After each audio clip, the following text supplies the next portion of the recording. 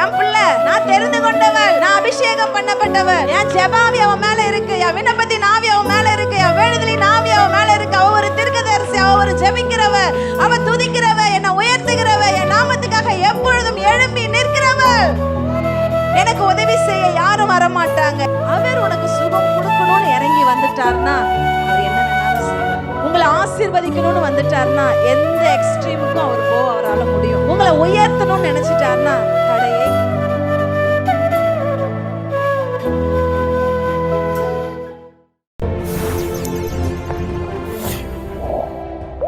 நிச்சயமாகவே இந்த நாள் ஒரு மகிமையான நாளா என்று நான் கருதுகிறேன். உண்மையாகவே நம்ம சபைக்கு பெண்கள் மீட்டிங் நடத்தணும்னு சொல்லி 2 வருடங்களா இந்த இடத்துல சபை கட்டிக்கொண்டே சபையை நடத்தி கொண்டு இருந்தோம். ஆமென், ஹல்லேலூயா. கிட்டத்தட்ட 1.5 வருஷம். இந்த செப்டம்பர் வந்தால் 2 ஆண்டுகள். ஆனால் சபையை பிரதிஷ்டை அங்கீகாரத்தோடு பிரதிஷ்டை பண்ணினோம் அப்படின்னா லாஸ்ட் மந்த் பண்ணினோம், உங்களுக்கு தெரியும். ஆனாலும் அந்த நாளிலேருந்து பெண்கள் மீட்டிங் நடத்தணும்னு சொல்லி அநேக முறை நாங்கள் அதை தொடங்கிறதுக்கான நிறைய பிளான் பண்ணுவோம், நிறைய திட்டம் பண்ணுவோம். ஆனாலும் அது தொடங்க முடியாதபடி தடைகள் உண்டாயிற்று. சரி, அடுத்து எப்படியாவது ஆகஸ்ட் 15th லீவ் வருது, நம்ம மீட்டிங் அரேஞ்ச் பண்ணலாம். எல்லா மீட்டிங்கும் நம்ம சபையில் நடக்குது, பெண்கள் ஐக்கிய கூட்டம் நடக்கலையே அப்படின்னு சொல்லி நாங்கள் பிளான் பண்ணோம். பிரசங்கியாரே, நாங்கள் தேடின பிரசங்கியாரெல்லாம் நிறையா தேடினோம். ஆமென், ஹல்லேலூயா. நிறைய பேர் நாங்கள் கால் பண்ணி கேட்டாங்க. ஆமே, ஸ்தோத்திரம். எல்லாம் டேட் புக் ஆயிடுச்சு. சரி அப்பா, எங்கள் சபைக்கு நீங்களே ஒரு பிரசங்கியாரை அனுப்பி வைங்க, நல்ல உம்முடைய சித்தத்தின்படி அனுப்பி வைங்க அப்படின்னு சொல்லும் போது பிரதர் நெகோம்பியா மூலியமா இவங்க சொன்னாங்க. சரி, ஓகே பண்ணிட்டோம். நான் எப்போ சரி சொல்லிட்டாங்க, இந்த நம்ம பாஸ்டர் நம்ம மத்தியில் வந்திருக்கோங்க, ஓகேவான ஒரு 3 நாள் வெயிட்டிங்கில் ஆண்டவர் சம்மதில் கேட்டோம். அப்புறம் அவங்களுக்கு ஒரு மீட்டிங் புக் ஆகிடுச்சு. சரி பரவாயில்ல, ஏதோ ஆண்டவர் என்ன செய்கிறாரோ அதை செய்யட்டும். மீண்டுமா ஒரு 2 நாள் பிறகு எனக்கு சொன்னாங்க, இல்லை நம்ம பாஸ்டரே நம்ம சபைக்கு வர ஆயத்தமாக இருக்கிறாங்க. ஆமே, அவங்களுக்கு புக் பண்ண மீட்டிங் கேன்சல் ஆகிடுச்சு. கரங்களை தட்டி ஆமென், ஹல்லேலூயா. நான் சொன்னேன், ஆவியானவரே நீங்கள் என்ன சித்தம் வச்சுருக்கீங்களோ அந்த சித்தத்தின்படி பிரசங்கி யாரை அனுப்புங்க. ஆமென், ஹல்லேலூயா. ரொம்ப பிரசங்கி யாரை தேடி சூஸ் பண்ணுவோம், உட்காந்து நல்லா பேசி ஆண்டவர்கிட்ட ஒப்பு கொடுப்பேன். நான் சொன்னேன், பிரதர் நான் இன்னும் ப்ரேயரே பண்ணல, நீங்கள் கொஞ்ச நாள் இருங்க நம்ம பார்க்கலாம் அப்படின்னு சொன்னேன். ஆமென், ஹல்லேலூயா. முன்னாடி வந்தவங்க பிரின்சிலியோ அவங்களும் அப்படி தான் புக் ஆனாங்க. ஆமென், அவங்களுக்கு இருந்த மீட்டிங் கேன்சல் பண்ணி சபைக்கு நமக்கு அமிச்சாங்க. ஹல்லேலூயா, ஹல்லேலூயா. ஆண்டவர் எவர்களை முன் குறித்து இருக்கிறாரோ அவர்களை அழைத்து வந்திருக்கிறார். நம்ம சபைக்கு தேவ ஆவியானவர் தீர்மானம் பண்ணி நமக்கு அனுப்பியிருக்கிறாரு. ஹல்லேலூயா. அவர்களை இப்போ நம்ம கரங்களை தட்டி நம்ம அன்போட பாஸ்டர் டயானா இயேசு அவர்களே மீட்பரின் ஊழியம் பண்ணிட்டு வந்த சார்பாக, அந்த ஊழியத்தின் சார்பாக, நம்ம சபையின் பெதஸ்தா மினிஸ்ட்ரி நம்முடைய சார்பாகவும், இன்னும் கரங்களை தட்டி விசுவாசத்தின் சபை விசுவாச குடும்ப சார்பாகவும் இயேசுவின் நாமத்தில் அன்போடு வளர்க்கிறோம். இன்னும் கரங்களை தட்டுங்க, கரங்களை தட்டு. Thank you, thank you. உங்கள் கரத்தில் நாம் ஒப்பு கொடுக்குறோம், தேவன் வழி நடத்துவாங்க. ஹல்லேலூயா, ஹல்லேலூயா. எல்லாம் சிரிச்ச முகமா ஒரு ஹல்லேலூயா சொல்லுவோமா? எனக்கு நல்லா சிரிச்சாதான் ரொம்ப பிடிக்கும். சீரியஸான குரூப் கூட பேசுறது எனக்கு கொஞ்சம் கஷ்டமாயிடும். இப்போ நல்லா சிரிங்களே. ஒரு அற்புதமான ஒரு இடம். இங்கே நாங்கள் வரும் பொழுதே ஒரே ஆரவாரமான சத்தம், சந்தோஷமான பாடல்கள், அழகான நடனங்கள், அற்புதமான வர்ஷிப் எல்லாத்தையும் பார்க்கும்போது இந்த நாள் கர்த்தர் ஏற்படுத்தின ஒரு நாள். ஹல்லேலூயா. ஆண்டவர் உங்களுக்காக எனக்காக திட்டம் பண்ணின ஒரு நாள். ஆண்டவர் செய்ய நினைத்தது ஒரு நாளும் தடைபடாது. ஹல்லேலூயா. என்னை அன்போடு அழைத்த அருமையான பாஸ்டர்மா மார்கரெட் பாஸ்டர்மா அவர்களுக்கு இயேசுவின் நாமத்தில் வாழ்த்துக்களை ஸ்தோத்திரங்களை தெரிவித்துக் கொள்கிறேன். பெண் ஊழியக்காரங்க எங்க இருந்தாலும் அங்கே ஒரு பெரிய எழுப்புதல் கண்டிப்பாக இருக்கும். ஹல்லேலூயா. ஸோ இந்த பகுதிக்கு தேவன் அவர்களை ஏற்படுத்தியிருக்கிறார். இங்கே வந்தது எனக்கு மிக மிக சந்தோஷம். நாங்கள் திருவள்ளூர் மாவட்டத்தில் கர்த்தருடைய ஊழியத்தை செய்து கொண்டிருக்கிறோம். எனக்கு ஒரு அன்பான கணவர், அழகான மகள் உண்டு. நாங்கள் எல்லாரும் இன்றைக்கு குடும்பமாய் உங்களோட கூட சேர்ந்து கர்த்தரை ஆராதிக்க வந்திருக்கிறோம். ஹல்லேலூயா. என்னோட கூட எங்கள் திருச்சபையில் இருக்கிற வாலிப பிள்ளைகள், அருமையான அம்மா போன்றவர்கள் எல்லாம் இன்றைக்கு கடந்து வந்திருக்காங்க உங்களை பார்க்கும்படியாக. நாம் கர்த்தருடைய வார்த்தைக்கு போகிறதுக்கு முன்னாட எங்களுடைய பிரின்சஸ் டீம் வாலிபர் குழு முன்பதாக வந்து ஒரு பாடலை உங்களுக்காக பாடுவாங்க. அதை தொடர்ந்து நாம் கர்த்தருடைய வார்த்தைக்கு நேராக கடந்து செல்வோம். அவங்களை கொஞ்சம் கரங்களை தட்டி வரவேற்றலாமா? வானில் சேரும் சுத்தர் கூட்டம் நாங்களே நாங்களே, வெற்றி வாகை சுடும் சேனை நாங்களே நாங்களே. வானில் சேரும் சுத்தர் கூட்டம் நாங்களே நாங்களே, வெற்றி வாகை சுடும் சேனை நாங்களே நாங்களே. நித்திய ஜீவனுக்காக குறித்த எண்ணற்ற நாங்களே, நித்திய ஜீவனுக்காக குறித்த எண்ணற்ற நாங்களே. நித்தம் அல்லேலூயா பாடி துதித்திடும் பாக்கியவான்களே, நித்தம் அல்லேலூயா பாடி துதித்திடும் பாக்கியவான்களே. வானில் சேரும் சுத்தர் கூட்டம் நாங்களே நாங்களே.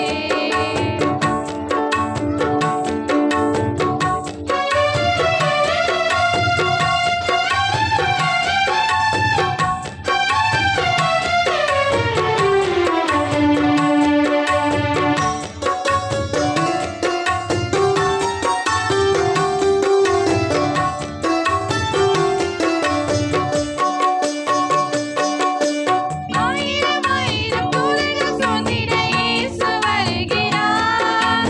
ஆகாயம் அதிரே களம் முழங்க இறங்கி வருகிறார்.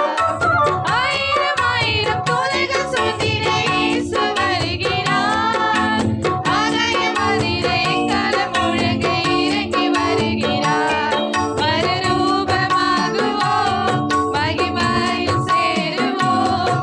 மறுரூபமாகுவோம், மகிமையில் சேருவோம். தேவதயவர் தூய நல்லாவியில் ஆளுகை செய்திடுவோம்.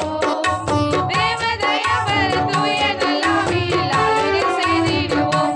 அவருடன் ஆளுகை செய்திடுவோம். வானில் சேரும் சுத்தர் கூட்டம் நாங்களே நாங்களே.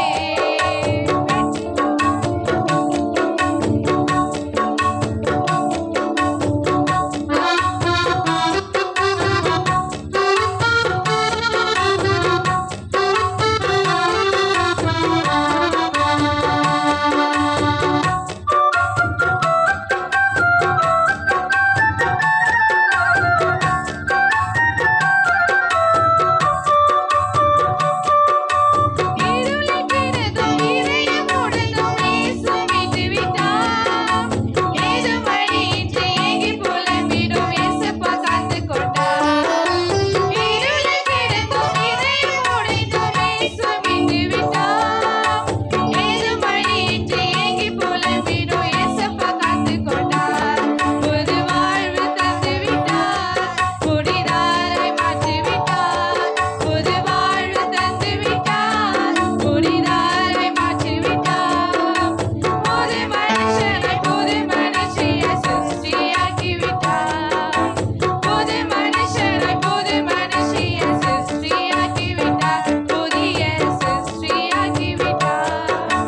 வானில் சேரும் சுத்தர் கூட்டம் நாங்களே நாங்களே, வெற்றி வாகை சுடும் சேனை நாங்களே நாங்களே.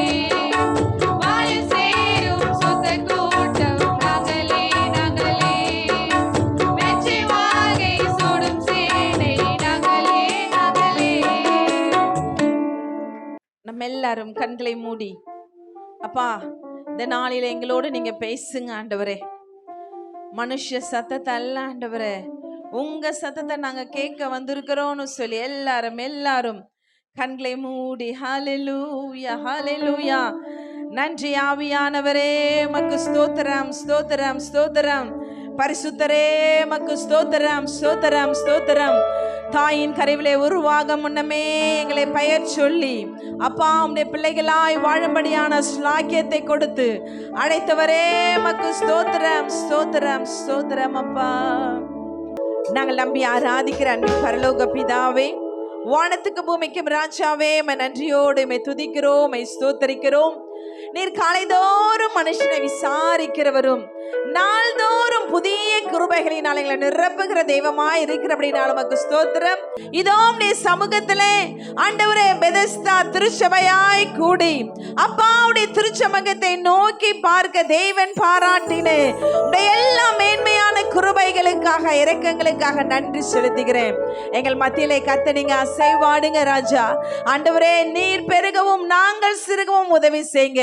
உம்முடைய சத்தம் எங்கள் காதுகளிலே தொனிக்கட்டும் அப்பா. இன்றைக்கு உம்முடைய பிள்ளைகள் அநேக தேவைகளோடு எதிர்பார்ப்புகளோடு ஆண்டவரே அநேக இருதயத்தினுடைய குமரல்களோடு உம்முடைய சமூகத்துல வந்திருக்கிறாங்க.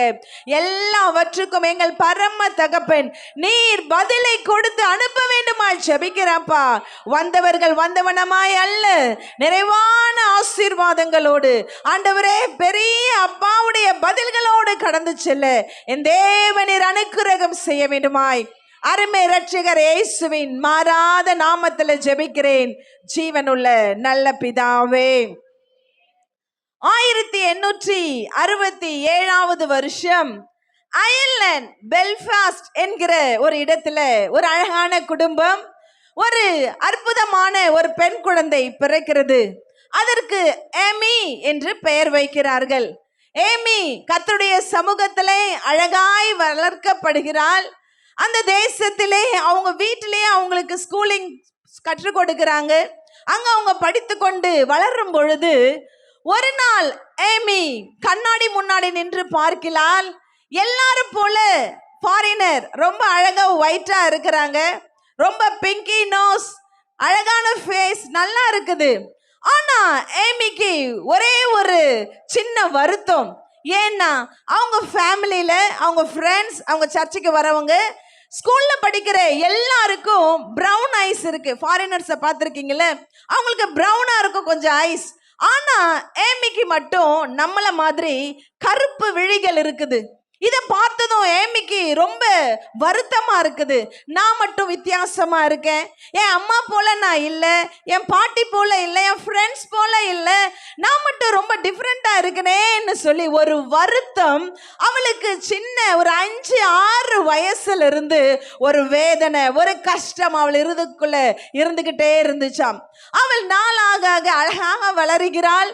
அவளுடைய 16வது வயசுல அவங்க சர்ச்சில் சொல்றாங்க, நம்முடைய தேசத்துல நம்முடைய உலகத்துல இயேசு என்கிற நாமம் அறியாம இன்னும் எத்தனையோ கோடி ஜனங்கள் வாழ்ந்து கொண்டிருக்கிறாங்க. அவர்களுக்காக மிஷனரி ஊழியம் செய்ய யாராகிலும் போக வேண்டும் என்று சொல்லி பேசின போது ஏமி உடனே கைகளை தூக்கி சொல்றான், நான் போறேன் நான் போறேன். அவளை பக்குவப்படுத்துறாங்க, படிக்க வைக்கிறார்கள். தேசத்தினுடைய காரியங்கள் எல்லாம், உலக மற்ற நாடுகளுடைய கலாச்சாரங்கள் எல்லாம் அவளுக்கு கொஞ்சம் கொஞ்சமாய் கற்றுக் கொடுத்து தனது 18வது வயதில் அவளை முதலாவது ஜப்பானுக்கு அனுப்புறாங்க. 2 வருஷம் ஜப்பான், சைனா, ஸ்ரீலங்கா இதெல்லாம் சுற்றி சுற்றி ஊழியம் செய்கிறா, ஜனங்களை பார்க்கிறா, ஆண்டவருடைய அன்பை சொல்றா. 2 வருஷம் கழிச்சு திரும்ப இங்கிலாந்து தேசத்துக்கு திரும்ப அவங்க போயிட்டாங்க. அந்த இடத்துல போனதுக்கு அப்புறம் திரும்ப அவளுக்குள்ள ஏதோ ஒன்று மிஸ்ஸிங். நான் போக வேண்டிய இடம் உண்மையாகவே இதுதானா, இல்லை ஆண்டவர் என்ன வேற எங்கேயாவது போக என்னை அனுப்புகிறாரா என்று யோசித்து 1895 வருஷம் ஒரு கப்பலை பிடிச்சு நேரா சவுத் இந்தியா, தென்னிந்தியாவில் வந்து இறங்குகிறார்கள். இறங்கி திருநெல்வேலி மாவட்டத்து பக்கத்தில் இருக்கிற டோனாவூர் என்று சொல்லுகிற ஒரு இடத்துல போய் தங்களுடைய ஊழியத்தை ஆரம்பிக்கிறாங்க. அவளோடு கூட வேறு சில ஆட்களும் இருக்கிறாங்க. அப்போ அவன் நினைக்கிறா, இங்க இருக்கிற பெண்களுக்கு கர்த்தருடைய அன்பை சொல்ல, இவங்களை ஆண்டவருடைய ராஜ்யத்துக்கு பக்குவப்படுத்ததான் ஆண்டவர் என்ன அயர்லாந்துல இருந்து இங்க அனுப்பியிருக்கிறார் என்பதை ஏமி உணர்கிறாள். ஹல்லேலூயா. அப்படியே பார்க்கிறா, அங்க இருக்கிற பெண்களை பார்க்கிறா, அங்க இருக்கிற ஆண்களை பார்க்கிறா, அங்க இருக்கிற குழந்தைகளை பார்க்கிறா. அவளை ஓடி போய் கண்ணாடியில பார்த்துட்டு வரா. திரும்ப வரா, இங்க இருக்கிற பெண்களை பார்க்கிறா, அழகான சின்ன சின்ன பெண் குழந்தைகளை பார்க்கிறா. ஓடி போய் திரும்ப கண்ணாடியில பார்க்கிறா. ஒரே ஒரு எல்லாருக்கும் ஒற்றுமையா ஒரே ஒரு காரியம் இருக்குது. என்ன காரியம்? அந்த பிளாக் ஐஸ் இருக்குது. உடனே ஓடி போய் தன்னுடைய ரூம்ல முழங்கால் படிட்டு ஆண்டவருக்கு நன்றி சொன்னா. ஆண்டவரே, என் தாயின் கருவில நான் உருவாகிறதுக்கு முன்னமே நான் இந்தியாவில் வந்து தமிழ்நாட்டினுடைய தென்கோடியில வந்து ஆண்டவருடைய அன்பை சொல்றதுக்காக எனக்கு இங்க இருக்கிற ஜனங்களை போல நீங்க பிளாக் ஐஸை கொடுத்துருக்கிறீங்க. இதை தெரிஞ்சிக்காம நான் அழுதேன், புலம்புனேன், நான் ரொம்ப தனிமையாலாம் ஃபீல் பண்ணேன்னு சொல்லி ஆண்டவருக்கு அவள் நன்றி செலுத்தினாலாம். ரொம்ப கஷ்டப்பட்டு நம்முடைய தமிழ் லாங்குவேஜ், உங்களுக்கு தெரியும் இருக்கிற லாங்குவேஜ்லேயே ரொம்ப கஷ்டமான ஒரு மொழி எதுன்னா தமிழ் தான் இல்லை? ஏன்னா இது ரொம்ப மூத்த மொழி இல்லை, அது கொஞ்சம் கஷ்டமான மொழி. இந்த ஆமி கஷ்டப்பட்டு அந்த மொழியை கற்றுக்கொண்டாள். அவளுடைய வாழ்க்கையில அவள் இருதயத்தை மிகவும் தொட்ட ஒரு காரியம், நம்மளுடைய இண்டிபெண்டன்ட் இந்தியாவிற்கு முன்னாடி, சுதந்திர இந்தியாவுக்கு முன்னாடி கிட்டத்தட்ட இன்றைக்கு 79வது சுதந்திர தினத்தை நம்ம கொண்டாடி கொண்டிருக்கிறோம். அதுக்கு முன்னாடி இந்தியாவில் ஒரு சிஸ்டம் இருந்தது, தேவதாசி சிஸ்டம் அப்படின்னு சொல்லி. அந்த முறைமை என்னன்னு சொன்னா, தங்கள் குடும்பத்தில் பிறக்கிற பிள்ளைகளை அந்த தாயும் தகப்பனும் கோவிலுக்கென்று அவங்கள அனுப்பிடுவாங்களாம். ஒரு 5 வயசு 6 வயசு இருக்கும் போதே அவங்கள அனுப்பிடுவாங்க. அவர்கள் கோவில்களிலே வளருவாங்க. அங்க இருக்கிற அந்த அந்த அந்த காரியங்கள் எல்லாம் அவங்க செய்வாங்க. அதுல ஒரு வருத்தப்படக்கூடிய விஷயம்னு சொன்னா, கோயிலுக்கு வரவங்க எல்லாம் அந்த பிள்ளைகளிடத்துல தப்பாய் நடந்து கொள்ளுவார்கள். ஆனா அந்த காலத்துல அது ரொம்ப புனிதமாய் பார்க்கப்பட்டது. அதற்காகவே அந்த பெண் பிள்ளைகளை கோவிலிலே வச்சிருப்பாங்களாம். இதை பார்த்த பொழுது ஆமியுடைய இருதயமெல்லாம் வலி, ஆமியுடைய இருதயமெல்லாம் வேதனை. என்னடா அது, எங்க நாட்டில் பெண் குழந்தைகளை எவ்வளோ போற்றி பார்க்குறாங்க, உயர்த்தி பார்க்குறாங்க. ஆனால் இந்தியாவில் இந்த இடங்களில் பெண் குழந்தைகளுக்கு ஒரு மரியாதை இல்லையே, பெண் குழந்தைகள் ஒரு பொருட்டா கூட நினைக்கிறது இல்லை. நாய்களை மாதிரி, ஆடுகளை மாதிரி இப்படி விட்டு எல்லாரும் அவங்கள யூஸ் பண்ணுற மாதிரி வச்சிருக்காங்களேன்னு சொல்லி அவள் ஒரு நாள் அழுது கொண்டு இருக்கிறா. முழங்கால் படிட்டு, ஆண்டவரே, எப்படி ஆச்சும் நான் வந்திருக்கிற இந்த மாநிலத்தில் இந்த தேவதாசி சிஸ்டம் பேன் பண்ணணும், இங்க நடக்கவே கூடாது அப்படின்னு சொல்லி அவள் அழுது கொண்டிருக்கும் போது ஒரு நள்ளிரவு 12:30 மணி இருக்கும். அவளுடைய கதவை யாரோ வேகமா தட்டுறாங்க. அந்த அம்மா இருக்கிற கதவை வேகமா தட்டுறாங்க.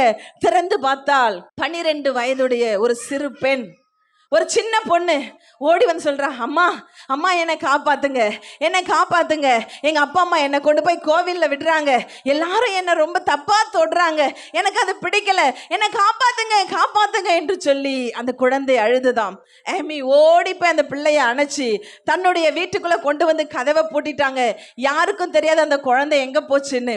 பல மாதங்கள் அந்த பிள்ளைய ஒளிச்சு வச்சு அந்த அம்மா காப்பாற்றி, அதன் மூலமா எங்கெல்லாம் பெண் பிள்ளைங்க இருக்கிறாங்களோ அவங்களையெல்லாம் பார்த்து ஒவ்வொருவராய் மீட்டு மீட்டு மீட்டு அவர்களுக்கு ஆண்டவருடைய அன்பை சொல்லி இன்றைக்கு டோனாவூர்ல ஒரு பெரிய ஊழியத்தை அந்த அம்மா ஆரம்பிச்சு அநேக பெண்களுக்கு வாழ்வு கொடுத்தது மாத்திரமல்ல, இயேசுவை சொந்த இரட்சகராய் ஏற்றுக்கொள்ள கிருபை செஞ்சிருக்காங்க. என்ன கேட்கிற தேவஜனமே, இந்த இடத்துல நீங்களும் நானும் ஏதோ ஒரு ஆக்சிடென்ட்டா வந்து உட்காரல. உங்க மார்கரெட் பாஸ்டரம்மா உங்களை கஷ்டப்பட்டு இங்க கொண்டு வந்து உட்கார வைக்கல. ஆண்டவர் உங்க தாயின் வயிற்றுல எலும்புகள் முதலாய் உருவாப்படுவதற்கு முன்பதாகவே இந்த அம்மா எனக்கு ஆண்டவர் பிரிச்சு எடுத்திருக்கிறார். ஹல்லேலூயா. ஒரு சிஸ்டர் சாட்சி சொன்னாங்க, என்ன பண்றதுனே புரியல, என்ன ரிலிஜன்ல பண்றதுனே புரியல, ஆண்டவர் எல்லாவற்றையும் நேர்த்தியாய் செம்மையாய் கர்த்தர் செய்வார், நீங்க எந்த பிளான்ஸும் பண்ண வேண்டாம். ஹல்லேலூயா. இந்த உலகத்துல இருக்கிற ஜனங்களுக்கும் ஆண்டவர் ஏற்றுக்கொண்டிருக்கிற ஜனங்களுக்கும் பெரிய டிஃபரன்ஸ் என்ன தெரியுமா? உண்மையாகவே இந்த சுதந்திர இந்தியாவில் யார் சிஸ்டர் ரொம்ப சுதந்திரமா வாழ்றாங்கன்னு சொன்னா ஆண்டவருடைய பிள்ளைகள் தான். ஹல்லேலூயா.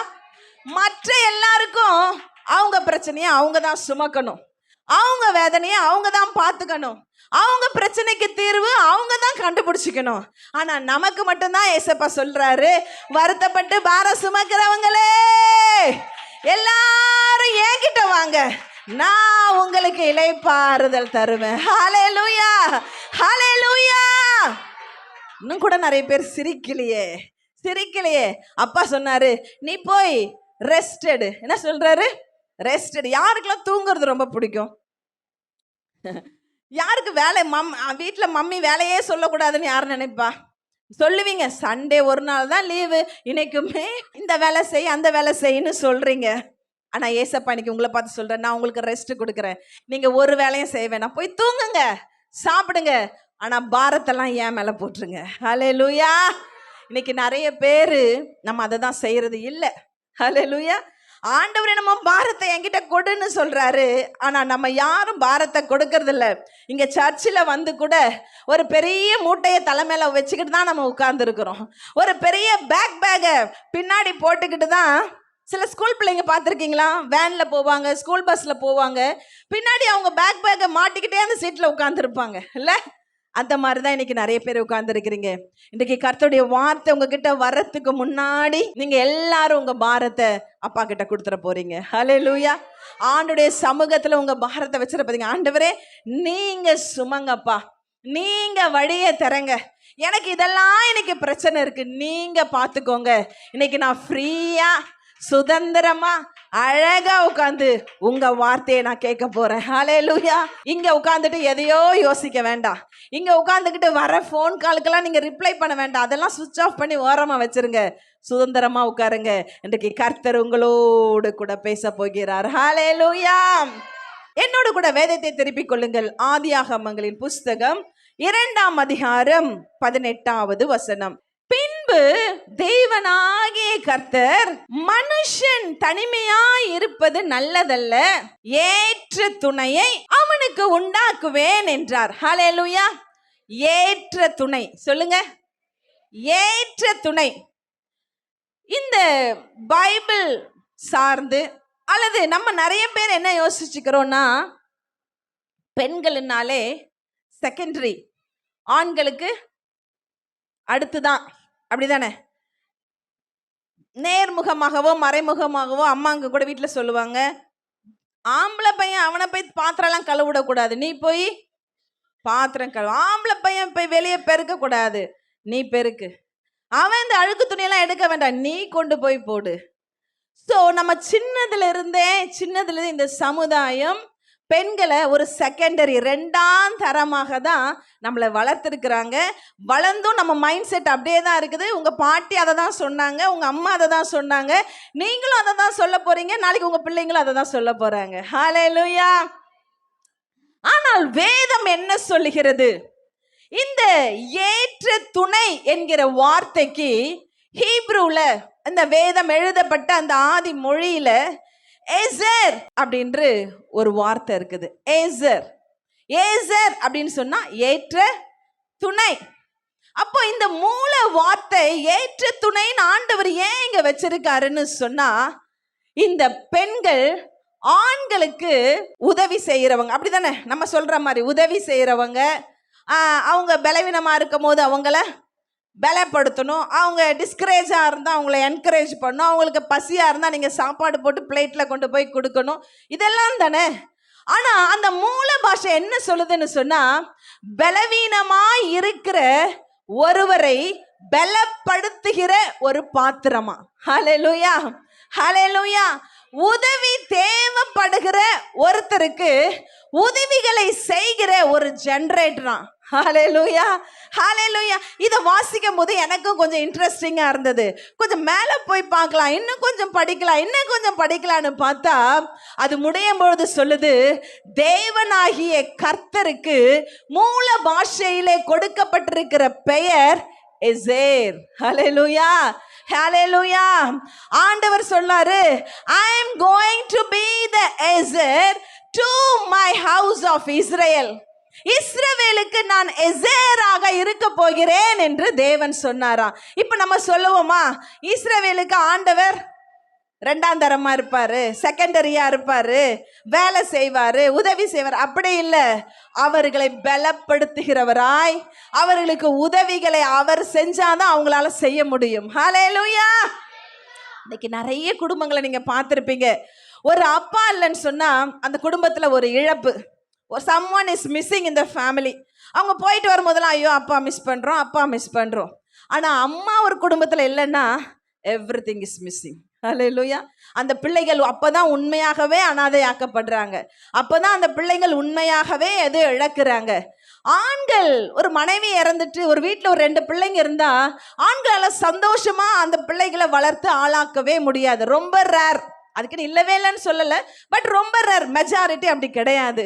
ஆனா ஒரு குடும்பத்துல ஆண் இல்லைன்னா பெண் தன் உயிரை பணயம் வச்சாவது அந்த குழந்தைகளுக்கு எந்த கஷ்டமும் இல்லாம அவர்களை வளர்க்க அவர்களால முடியும். ஹல்லேலூயா. அது மாத்திரமல்ல, பெண்களுக்கு ஆண்டவர் அவருடைய கேரக்டர்ஸை கொடுத்து வச்சிருக்கிறாராம். ஹல்லேலூயா. என்ன ஆண்டவருடைய கேரக்டர் என்ன? நீங்களும் நானும் ஆராதிக்கிற தேவனுடைய கேரக்டர் என்ன? ரொம்ப நல்லவர், வேற ரொம்ப இரக்கமுள்ளவர், மிக மிக அன்புள்ளவர். ஹல்லேலூயா.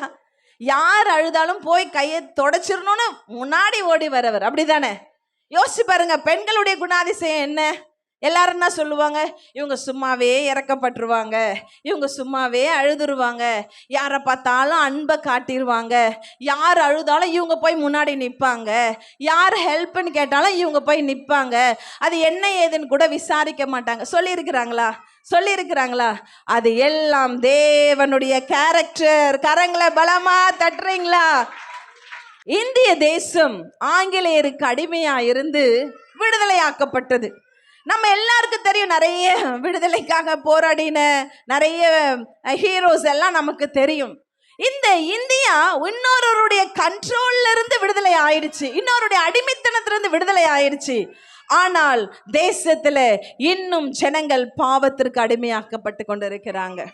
இன்றைக்கும் ஜனங்கள் மூட பழக்க வழக்கங்களுக்கு அடிமையாக்கப்பட்டு இருக்கிறாங்க. இன்றைக்கும் ஜனங்கள் இருளில அறியாமையில வாழ்ந்து கொண்டிருக்கிறாங்க. ஹல்லேலூயா.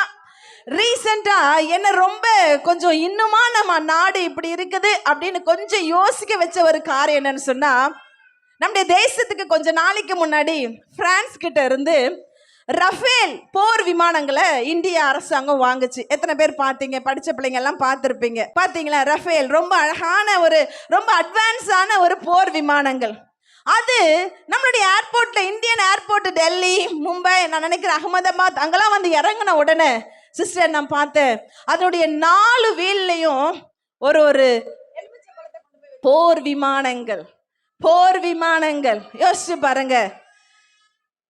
தேசம் இன்னும் வல்லரசா ஆகல, இன்னும் விடுதலைன்னு சொல்றதுக்கு இன்னும் அவங்களுடைய இருதய கண்கள் திறக்கப்படலை. மூட பழக்க வழக்கங்கள் இன்னும் மாறல. தேசத்துக்காக ஜெபிக்கும்படியாக தேவன் நம்மை அழைத்திருக்கிறார். ஹல்லேலூயா. நான் சொன்னல ஆரம்பத்திலே, பெண்கள் எல்லாரும் ஆண்டவருடைய கேரக்டர்ஸை வச்சிருக்கிறீங்கன்னு சொல்லி இந்த ஜனங்களுக்காக நீங்களும் நானும் பாரத்தோட ஜெபிப்போம், கதறுவோம். அவர்களுடைய மீட்புக்காக நீங்களும் நானும் அழுது திறப்புல நிற்போம்னு சொல்லிதான் ஏசப்பா இங்க உட்கார்ந்திருக்கிற ஒவ்வொரு அம்மாக்களை, ஒவ்வொரு வாலிப பிள்ளைகளை கர்த்தர் தேர்ந்தெடுத்திருக்கிறார். ஹல்லேலூயா. இங்க ரொம்ப அழகா டான்ஸ் ஆனாங்க. ஃபர்ஸ்ட் 2 குட்டீஸ் வந்து டான்ஸ் ஆனாங்க இந்தியா இந்தியா என்ற சாணுக்கு. அது எங்க அந்த ஸ்டெப் கண்டுபிடிச்சாங்க? சில இந்தியானா இப்படி செஞ்சாங்க, இப்படிதான் செஞ்சாங்க நினைக்கிறேன், இப்படி செஞ்சாங்க. எனக்கு பார்க்க கன் மாதிரி இருந்துச்சு. ஓகே, இவங்க இன்னும் ஆபரேஷன் சிந்தூர்ல தான் இருக்காங்க போல, அதனாலதான் இந்தியானாலே பெண்கள் கன் எடுத்தோன்னா உங்களை துவைச்சிருவோம் அப்படின்னு சொல்றாங்க போல. அடுத்த 2 சகோதரிகள் வந்தாங்க. எனக்கு ரொம்ப சந்தோஷமா இருந்தது. அழகா ஆடினீங்க. கர்த்தர் உங்க எல்லாரையும் ஆசீர்வதிப்பார். ஹல்லேலூயா. இந்த ஆலயத்துல நீங்க முன்னாடி வந்து பாடினாலும், பிரசங்கம் பண்ணாலும், வர்ஷிப் நடத்தினாலும், மியூசிக் வாசிச்சாலும், டான்ஸ் ஆடினாலும் எல்லாம் ஆண்டவருக்காக நம்ம செய்யறோம். எல்லாமே ஊழியம் தான். ஹல்லேலூயா. நான் ஆண்டவர்கிட்ட கேட்டேன், ஆண்டவரே, இந்த லில்லி மார்கரெட் பிரசங்கியாரம்மா என்னை ஃபோன் பண்ணி கூப்பிட்டுருக்காங்க அவர்களுடைய இந்த பெண்கள் ஐக்கியத்திற்கு. இந்த மக்களுக்கு நான் என்ன சொல்லணும் ஆண்டவரே? மனுஷ முகத்தை தான் பார்க்குறான், அவங்களுடைய ஃபோட்டோவை தான் நான் பார்த்தேன், அவங்க ஊழியத்தை பற்றி கொஞ்சம் நான் கேட்டுக்கிட்டேன், அவ்வளோதான். ஆனால் தேவனோ என்று சொன்னால் இருதயங்களை ஆராய்ந்து அறிகிற தேவன். ஹல்லேலூயா. என்ன நான் பேசிட்டேன் ஆண்டவரே, இந்த ஜனங்களுக்கு நான் என்ன சொல்லட்டும் அப்படின்னு கேட்ட பொழுது ஆண்டவர் எனக்கு ஒரு அற்புதமான காரியத்தை உங்களோடு கூட பகிர்ந்து கொள்ளும்படியாக தேவன் கொடுத்திருக்கிறார். ஆமென். இன்றைக்கு என்னுடைய செய்தியினுடைய தலைப்பு ரிஸ்பா. சொல்லுங்க, ரிஸ்பா. வேதத்தை எடுத்துக்கொள்ளுங்கள். 2 சாமுவேலின் புஸ்தகம் 21ஆம் அதிகாரம் முதல் வசனத்தை சத்தத்தை உயர்த்தி வாசிங்க.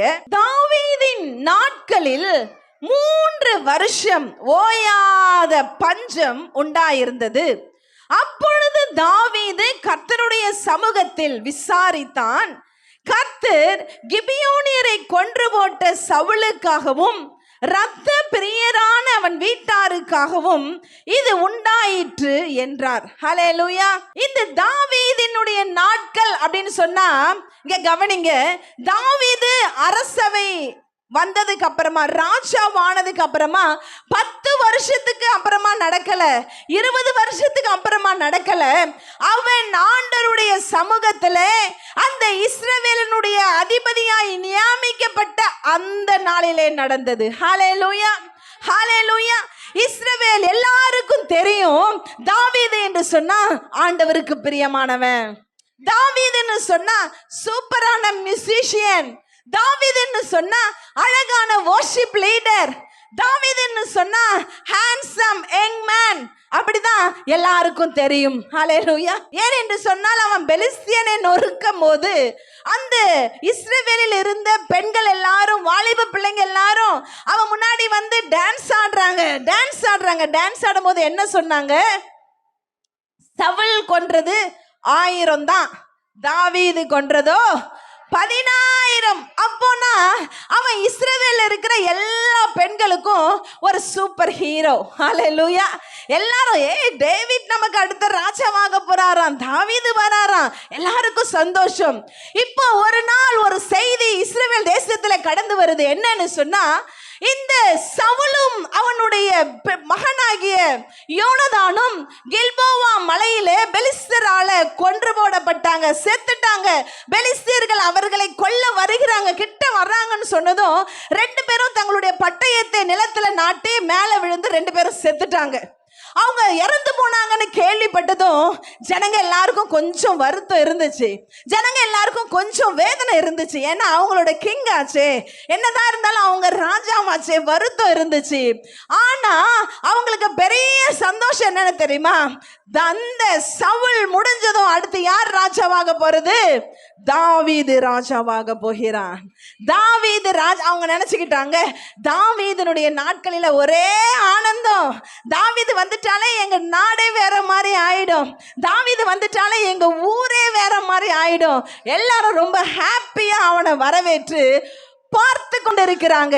ஆனால் வசனம் சொல்லுது, தாவீது அரசாட்சி செய்ய வந்த உடனே அந்த வருஷத்திலே, அந்த நாட்களிலே வசனம் சொல்லுது, 3 வருஷம் ஓயாத, சத்தமா சொல்லுங்க, பஞ்சம் உண்டாயிற்று. ஓயாத பஞ்சம். எதிர்பார்த்த காரியம், ஆசைப்பட்ட காரியம், வாஞ்சித்த காரியம். நம்ம நிறைய நேரம் சொல்லுவோம், என் வாழ்க்கையில இதெல்லாம் நடக்கணும் நான் கனவுல கூட எதிர்பார்த்ததே இல்லை. நான் என்னெல்லாம் யோசிச்சேன் தெரியுமா? நான் கல்யாணம் பண்ண போய் நான் எப்படியெல்லாம் வாழலான்னு என் மனசுல எவ்வளோ கற்பனைகள் இருந்துச்சு தெரியுமா? ஆனா அப்படியே ஆப்போசிட்டா இருக்கு. நான் இந்த வேலை வாங்கினதும் என் லைஃப் எப்படியெல்லாம் மாறும் நான் நினைச்சேன் தெரியுமா? ஆனா என் லைஃப் நான் எதிர்பார்த்ததுக்கு ஆப்போசிட்டா இருக்கு. இன்றைக்கு எத்தனை காரியங்கள் நம்ம இருதயத்தில் அப்படி ஓடிட்டு இருக்கு, நம்ம அப்படி நினைச்சிட்டு இருக்கோம். ஆனா ஒண்ணு மட்டும் மறந்துடாதீங்க, வேதவசனம் சொல்லுது, தம்மை நம்புகிற தம்முடைய பிள்ளைகளுக்கு அவர் சகலத்தையும் நன்மைக்கு ஏதுவாகவே செய்கிற தேவன். ஆமே. அது இழப்பா இருக்கலாம், வேதனையா இருக்கலாம், கஷ்டமா இருக்கலாம், பிரிவா இருக்கலாம், மரணமா கூட இருக்கலாம். அவருடைய பிள்ளைங்க வாழ்க்கையில ஒரு காரியம் நடக்குதுன்னு சொன்னா எல்லாம் நன்மைக்கு தான். ஹல்லேலூயா. நான் கூட கொஞ்சம் வாலிப பிள்ளையா இருக்கும் பொழுது எல்லாத்தையும் குறிச்சும் பயப்படுவேன், எல்லாத்தையும் குறித்து ரொம்ப ஓவர் திங்கர்ன்னு சொல்லுவாங்க, அது மாதிரி ரொம்ப திங்க் பண்ணிக்குவேன். ஆனா ஆண்டவருக்குள்ள நெருங்க வளர அப்பா சமூகத்துல காத்திருக்க ஏசப்பா என் லைஃப் எனக்கு எப்படி சொல்லி கொடுத்துட்டார் தெரியுமா? நாளை தினத்தை குறித்து நீ கவலையும் படாத, யோசிக்கவும் யோசிக்காத, டெய்லி நான் உன் கூட இருக்கிறேன். உன் பிரச்சனை என்ன வருது, கஷ்டம் என்ன வருது, யார் வராங்க, என்ன சொல்றாங்க, அதை விட்டுரு. நான் உன் கூட இருக்கேன். எல்லாத்துலேயும் நான் உன்னை கூட்டிட்டு போயிட்டே இருப்பேன். ஹல்லேலூயா. அது 7 மடங்கு அக்கினியா இருக்கலாம், தலை புரண்டு ஓடுகிற கடலா இருக்கலாம், என்ன வேணா உன் முன்னாடி வரட்டும், உன்னை கூட்டிட்டு போறது நானு. ஹல்லேலூயா. அதனால நான் பெருசா கவலைப்படுறதெல்லாம் இல்லை, அழுறதெல்லாம் இல்லை. எப்போதும் ஆண்டவரோடு கூட, இசப்பா நீங்க இருக்கிறீங்க பார்த்துக்கோங்க, நீங்க இருக்கிறீங்க பார்த்துக்கோங்க. ஹல்லேலூயா. கர்த்தருடைய சமூகத்துல வந்திருக்கிற பெண்களே, இன்னைக்கு நான் உங்களை உற்சாகப்படுத்துறேன். இன்னைக்கு ஆண்டவர்கிட்ட சொல்லுங்க, எங்களுக்கும் அப்படிப்பட்ட லைஃப் ஸ்டைல் கொடுங்க ஆண்டவரே, எங்களுக்கும் அப்படிப்பட்ட லைஃப் ஸ்டைல் கொடுங்க. நீங்க என் கூட இருக்கிறீங்க. நான் அக்கினியில போனா நீங்களும் தானே எரிஞ்சு போவீங்க, நான் முழுகுனா நீங்களும் தானே முழுகுவீங்க. அவர் பார்த்துக்குவார் எல்லாவற்றையும். ஹல்லேலூயா. இப்போ தாவீதுக்கு தெரியும், அவன் இந்த ராஜ்ய பீடத்துல வந்ததுக்கு அப்புறம் ஜனங்கள் அவனை என்ன எதிர்பார்க்கறாங்கன்னு அவனுக்கும் தெரியும். ஆனா தேசத்துல பஞ்சம் தாவீதுக்கு வருத்தமா இருக்கு. ஒரு பக்கம் பஞ்சம், இன்னொரு பக்கம் என்ன ஆகுதுன்னு சொன்னா, இந்த சவுலினுடைய படைத்தலைவனாய் இருந்த அப்னேர் என்பவன் சவுலினுடைய ஒரு மகனா இருக்கிற இஸ்போசேத் என்கிற ஒரு மகனை ஒரு 10 ட்ரைப்ஸ் மேல, 10 கோத்திரத்து மேல அவனை ராஜாவாக டெம்பரவரியா வச்சிருக்கிறான். ஹல்லேலூயா. உள்ளுக்குள்ளே கொஞ்சம் பிரச்சனை வரா மாதிரி ஒரு பக்கம் இருக்குது, இன்னொரு பக்கம் பஞ்சம். இவன் ராஜாவாயிட்டான், அழகா ராஜ வஸ்திரம் தரித்து வந்தாச்சு. ஆனா அவன் இருதயத்துல சமாதானம் இல்லை, அவன் இருதயத்துல சந்தோஷம் இல்லை. ராஜாவாயிட்டோம் என்ற ஒரு ஹாப்பினஸ் கூட இல்லாம அப்படியே அவன் நின்று கொண்டிருக்கிறான், உட்கார்ந்து கொண்டிருக்கிறான். ஹல்லேலூயா. இன்னைக்கு நிறைய கல்யாண பொண்ணுங்களை நான் பார்த்துருக்கிறேன். கல்யாணம் ஆகும்போது அவ்வளோ சந்தோஷமா இருந்திருப்பாங்க. அந்த கல்யாணம் ஆகி அந்த ஃபர்ஸ்ட் சண்டே சர்ச்சுக்கு வரும்போதே அந்த மூஞ்சி கொஞ்சம் வாடி போயிட்டு இருக்கோம், வதங்கி போயிடும். ஏன்னா அவங்க எதிர்பார்த்த மாதிரி அந்த வாழ்க்கை இல்லை. தாவீதோட நிலைமை அந்த மாதிரி தான். இவருக்கு தாவீது தான் எதுனாலும் ஆண்டவர்கிட்ட போறவர் தானே, எல்லாத்தையும் ஆண்டவர்கிட்ட சொல்றவர் தானே. ஆண்டவருடைய சமூகத்துல எல்லாத்தையும் கொண்டு போற தாவீது அன்னைக்கும் ஆண்டவர்கிட்ட போயிட்டான், ஆண்டவருடைய சன்னிதானத்துல போயிட்டான், ஆண்டவருடைய சமூகத்துல போய் முழங்கால் படிட்டான். ஆண்டவர்கிட்ட கேட்கிறான், ஆண்டவரே என் தேசத்துல பஞ்சம் வந்திருக்கு, இது யாரால, என்ன நான் தான் காரணமா இல்ல என் ஜனங்கள் காரணமா? ஹல்லேலூயா. ஆண்டவர் அவனிடத்துல உடனே சொல்றாரு, நீ காரணம் அல்ல, இஸ்ரவேல் ஜனங்களும் காரணம் அல்ல, கர்த்தர் கிபியோனியரை கொன்று போட்ட சவுலுக்காகவும் இரத்த பிரியரான அவன் வீட்டாருக்காகவுமே இது உண்டாயிற்று என்றார். ஹல்லேலூயா. இது உன்னால உண்டானதல்ல, உன்னுடைய ஜனங்களால உண்டானதல்ல, இது இறந்து போன செத்து போன சவுல் செய்த சில காரியங்களாலே இந்த சாபம் இஸ்ரவேலின் மேல வந்திருக்கிறது. ஆமென். உடனே தாவீது கேட்கிறான், அப்படின்னா நான் என்ன செய்யணும்? இப்போ கிபியோனியரை போய் கூப்பிடுறான். ஒரு நிமிஷம், இந்த கிபியோனியர் யாரு? யார் இந்த கிபியோனியர்? ஏறக்குறைய 400 வருஷத்துக்கு முன்னாடி அந்த எகிப்துல இருந்து இஸ்ரவேலர் கானானுக்கு கடந்து வந்தாங்கல்ல, அவங்க வர்ற வழியில இந்த கானானுக்குள்ள பல கூட்ட ஜனங்கள் வாழ்ந்து கொண்டிருந்தாங்க. நீங்க வேதத்துல வாசித்திருப்பீங்க, 7 ஜாதிகள் வனாந்திரத்துல இவர்களுக்கு விரோதமாக வந்தாங்க, கர்த்தர் இவர்களுக்காக யுத்தம் செய்தார். ஆமென். அப்படி ஒரு குரூப் ஆஃப் பீப்புள் தான் இந்த கிபியோனியர். அவங்களுக்கு பயம், இந்த இஸ்ரவேலர் முன்னாடி யாரு போனாலும் தவிடுபொடியா ஆயிடுறாங்க, யாரு போனாலும் ஜீரோவா ஆயிடுறாங்க. ஏன்னா யுத்தம் பண்றது இவங்க இல்ல, இவங்களை எகிப்திலிருந்து அழைத்து கொண்டு வருகிற அவர்கள் தேவனாகிய கர்த்தர். சோ இப்போ மோசேயுடைய நாட்களுக்கு பின்பதாக யோசுவா இந்த இஸ்ரவேலரை வழிநடத்திட்டு வரான். அப்போ இந்த கிபியோனியர் என்ன பண்ணாங்க தெரியுமா? அவங்க வேற மாதிரி ஒரு ட்ரெஸ் போட்டுக்கிட்டு, பழைய ட்ரெஸ்ஸை ஒன்று போட்டுக்கிட்டு, ரொம்ப பிஞ்சு போன செருப்பு போட்டுக்கிட்டு, அவங்க கையில பல மாதங்களான காஞ்சி போன ரொட்டி, அழுகி போன பழங்கள், ரொம்ப ஓல்டான திங்ஸ் எல்லாம் கையில எடுத்துக்கிட்டு இந்த யோசுவாவை பார்க்க வந்தாங்களாம். யோசுவா, உங்களை பார்த்ததுமே தெரியுது நீங்க ரொம்ப தூரத்துல இருந்து வரீங்க. ஹல்லேலூயா. ஏன்னா இவங்க வேஷம் மட்டும் தான் வந்திருக்காங்க. ஆனா யோசுவா சொல்றேன், அப்படியா, சரி சொல்லுங்க, நாங்க ஒரு இடத்துல வாழ்றோம், எங்க கூட நீங்க ஒரு உடன்படிக்கை பண்ணணும், எங்களை நீங்க அழிக்க கூடாது, நாங்க உங்களுக்கு எந்த தொல்லையும் தரமாட்டோம், நீங்க எங்க ஊர் வழியா கடந்து போகணும்னா கடந்து போங்க, எங்க தண்ணியை குடிக்கணும்னா குடிங்க, எங்க ஊர்ல 1 மாசம் நீங்க ரெஸ்ட் எடுக்கணும்னா எடுத்துக்கோங்க, ஒரு பிரச்சனை இல்லை, நீங்களும் எங்களை துன்பப்படுத்தாதீங்க, நாங்களும் உங்களை துன்பப்படுத்த மாட்டோம். யோசுவா அப்படி யோசிச்சு பார்க்குறாரு. பாவம் பயலுகளை பார்த்தா பாவமா இருக்கு. ரொம்ப தூரத்துல இருந்து வந்து நம்ம கிட்ட ஹெல்ப் தான் கேட்குறாங்க. இவங்களால நமக்கு எந்த ஆபத்தும் இல்லை. உடனே யோசுவா சொல்றான், ஆண்டவருடைய நாமத்தினால நான் இன்றைக்கு உங்களோட உடன்படிக்கை பண்றேன், உங்களை நாங்க எதுவுமே செய்ய மாட்டோம், நீங்களும் எங்களை எதுவும் செய்ய வேண்டாம். ஹல்லேலூயா. இது பிராமிஸ். யோசுவாவாலே கிபியோனருக்கு கொடுக்கப்பட்ட ஒரு பிராமிஸ், ஒரு வாக்குதத்தம், ஒரு வாக்குறுதி. ஹல்லேலூயா. ஒரு உடன்படிக்கை. அதை இவங்க பெற்றுக்கொண்டு சந்தோஷமா திரும்பி போயிட்டாங்க. இப்போ இவங்க இந்த கானானை சுதந்தரித்த பொழுது இந்த கிபியோனியர் அது உள்ளதான் வாழ்ந்துகிட்டு இருக்காங்க. ஆனா இவர்களுக்கு எந்த பிரச்சனையும் கொடுக்கல. கர்த்தர் பேரில் ஆணையிட்டு கொடுத்தது நிமித்தமாய் யோசுவா அவர்களை எதுவும் செய்யவும் இல்லை. ஹல்லேலூயா. ஆனா இந்த சவுல் ராஜாவான போது கிட்டத்தட்ட அந்த பிராமிஸ் பண்ணி உடன்படிக்கை பண்ணி 400 வருஷத்துக்கு அப்புறமா இந்த சவுல் நினைச்சா, இந்த இஸ்ரவேல் தேசத்துல எங்கும் கர்த்தருடைய ஜனங்கள் வாழ்றாங்க, இஸ்ரவேல எங்கும் யூத ஜனங்கள் வாழ்றாங்க, இவர்களுக்குள்ள கொஞ்சம் பேர் அந்நியர்களா இருக்கிறாங்க, கொஞ்சம் பேர் ஆண்டவர் அறியாம இருக்கிறாங்க, கொஞ்சம் பேர் எங்களுடைய கலாச்சாரத்தோட ஒத்து போகல, எனவே அவர்களை கொலை செய்ய வேண்டும் என்று நினைத்தான். ஹல்லேலூயா. அப்படி ஒத்து போகல, வித்தியாசமா இருந்தா நம்மனா என்ன பண்ணுவோம்? அவர்களோட பேசுவோம், ஆண்டவரை பத்தி அவங்க கிட்ட சொல்லணும், அவர்கள்ட்ட நம்மளுடைய நடக்கையை பார்த்து கொஞ்சம் மாறணும், நம்மளுடைய பழக்க வழக்கங்களால அவங்கள அட்ராக்ட் ஆகி கொஞ்சம் மாறி வரணும், இப்படியெல்லாம் பண்ணணுமா? இல்லை ஒரேடியா போட்டு தள்ளிடணுமா? ஆனா சவுல் என்ன செஞ்சான்? அவ்வளோ பெரியும் அவர்களுடைய மேக்சிமமான பீப்புளை சவுல் கொன்று போட்டான். ஹல்லேலூயா. ஆண்டவர் கோபப்பட்டார்.